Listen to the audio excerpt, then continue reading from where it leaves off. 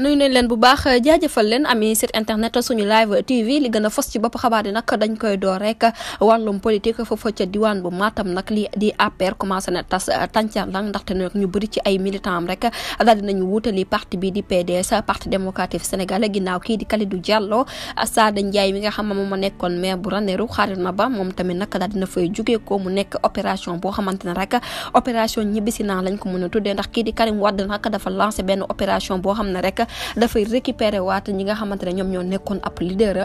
am ci parti bi di PDS waaye nag mbir mu nu mel rek jamono ji mel na ni rek ñu ngay quitté bu baax pavillon bleu pour intégrer wu ci mouvance présidentielle mbir mu nu mel nag ay départ yu bëri rek la daal di jër waaye nag ñu fàttali kii di Mayoro Faye moo daal di ubbi boobulee baal ginnaaw ba mu demee nag fekk parti démocratique sénégalais ci la ñu bëri rek